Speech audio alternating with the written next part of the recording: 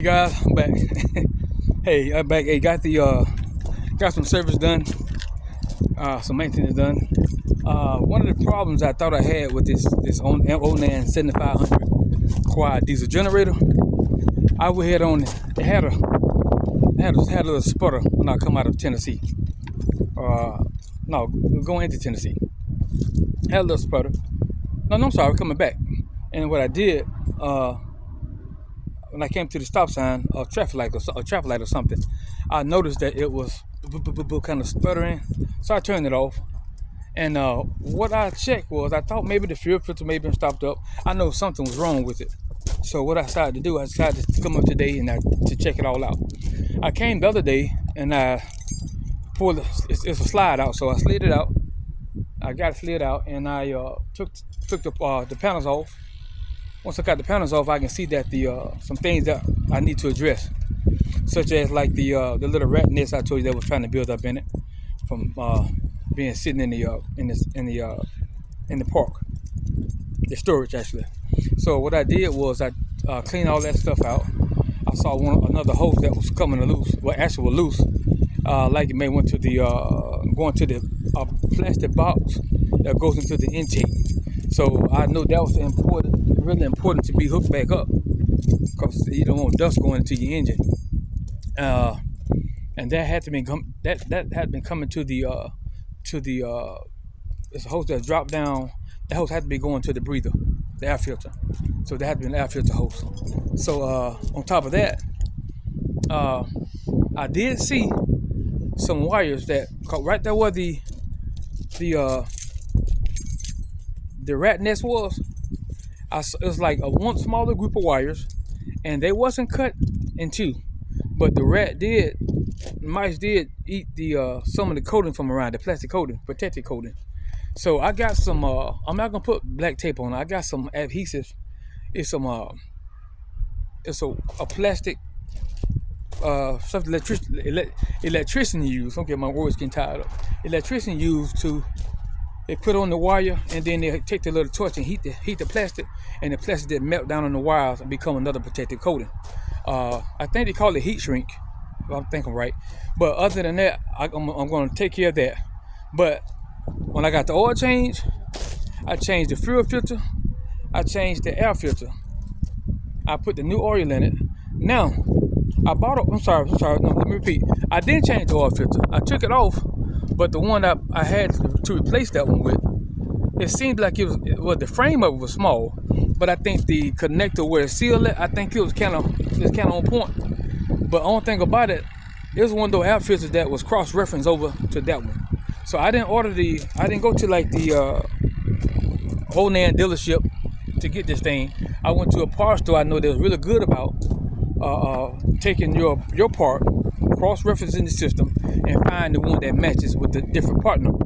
So I did that, but I wasn't quite satisfied with that oil filter. I really couldn't see it. I didn't want to chance it, because this is one of the things that if it's half sealed a little bit and it may hold, it might not leak now, but going down the road you never can tell it leaking, because you're going down the road you can't see it if you got your generator running. And most time it's finna get hot. And going from place to place, leaving home, leaving your spot, going to your destination, it'll get warm in there. So you'll need your generator to push to crank up your big ACs on top and keep you cozy, you know. So outside, I put the old oil filter back on. What I'm going to do, I'm going to get the new oil filter off the number. I got the number off that one. I'm going to replace it with the exact same kind. I don't want no mess. That thing probably be expensive to rebuild. So now, what I found out was that I let it ran. I primed the fuel back up.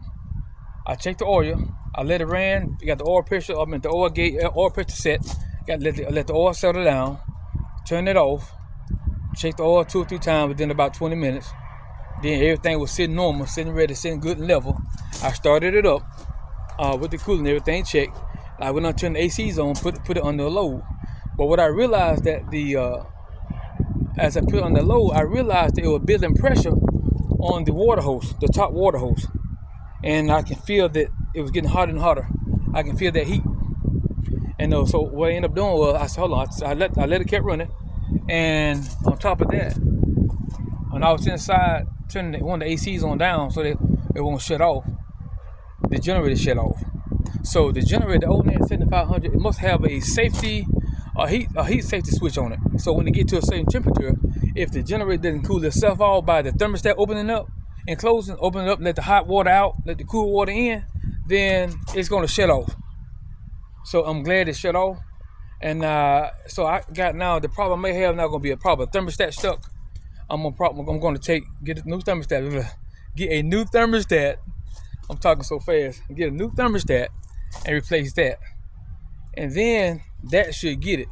If that don't get it, then I might have a water pump problem on the generator. So this is something I'm trying to get fixed, kind of like ASAP, because I'm ready to hit the road in this thing at some point in time. And actually, in September, we got a not class reunion, but yeah, some like class reunion. We have a class day out from a high school, so all the classes come together.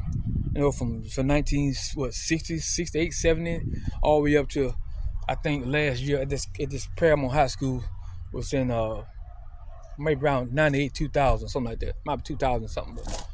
So they closed the school down. So we have a big class day out. So I'm trying to get it ready before class day out. So I want to enjoy it like I did last year. So guys, look. Until then, I got it set. I got everything back together. You see, I got the door pushed back in right here. And this is where the generator slides out of here. And got everything locked back down. And I'm going to get out of here because I'm hungry.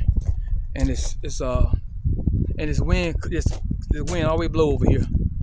And I'm gonna see if I get called up Empire cover back. I might have a warrant on this thing. They might give me another. Other than that, here we are.